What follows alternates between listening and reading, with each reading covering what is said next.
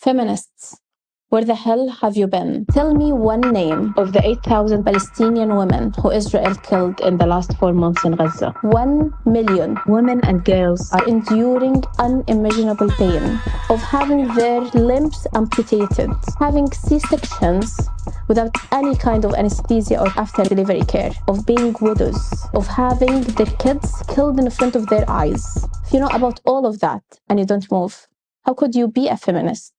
International media outlets and so-called feminists have been outraged over unverified claims of Israelis being raped. However, this week, they have been totally silent for an objective UN reports of Palestinian women being raped, being undressed, being sexually harassed, being put in cages, stripped naked, and forced to be photographed in undesirable situations. If you're a feminist and you know about all of that and you haven't moved or went to demonstrations and you haven't called for women's rights, then you're not a feminist.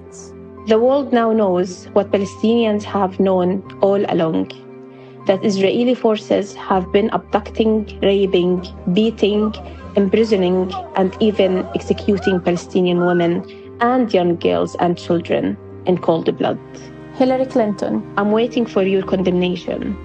Femicide is defined as the systematic killing of women and girls. 70% of the 30,000 Palestinians Israel has massacred since October the 7th have been women and children. A massive femicide. We've all seen the video of the elderly lady, Hala Rashid Abdel Aati, who was shot dead while her grandson was waving a white flag as they attempt to flee from Gaza City. What do you think? Are you a feminist when you're silent about it?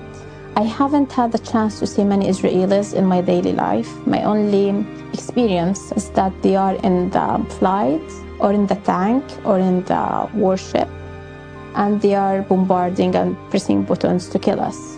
The experience of facing bombardment is something very weird and surreal. And this is the first thing. The second thing we need is tell them about the situation. I'm sorry, it's getting louder and louder. In 2021, it was my first time to witness the carpet bombardments. And we're looking at the window, we're able to see like airplanes, bombardment, first residential building, second residential building, and just like one by one and going closer to us, and big smokes coming toward us, and the tower is shaking, and we're holding each other's hands and screaming. My father, my mother, and every single one of us was screaming and just holding hands and not knowing what to do. This insanity have taken over 30 minutes, and all residential buildings like around us, but not our building, were totally demolished and all people inside it were killed.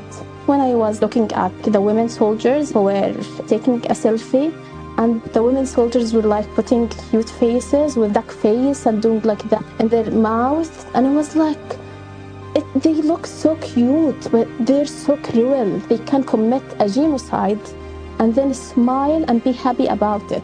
When I saw the video of a woman who was at the beach of Gaza after they like bombarded all the residential areas and leveled the ground around Gaza beach, and she was saying that next time I'll come to the beach with a bikini to enjoy the, I don't know, what they made as a heaven.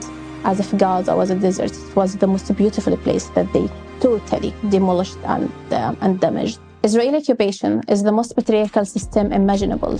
It uses systematic oppression, violence, and domination. It's now widely known that Israel is using starvation as a weapon of war. Israel is quite literally starving millions of Palestinians, including women, girls, children, and men, to death. Since the first day of the Nakba, Israeli soldiers used sexual abuse and rape as a weapon of war.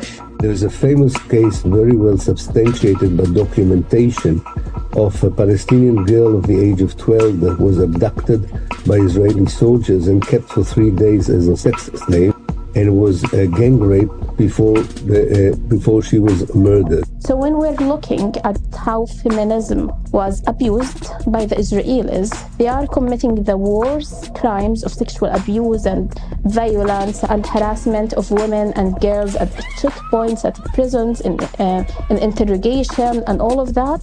And at the same time, they show themselves as the liberal democratic haven of women in the Middle East. As a Palestinian women's activist from Gaza, I call on feminists around the world to break their silence. Let's stop the genocide on Gaza.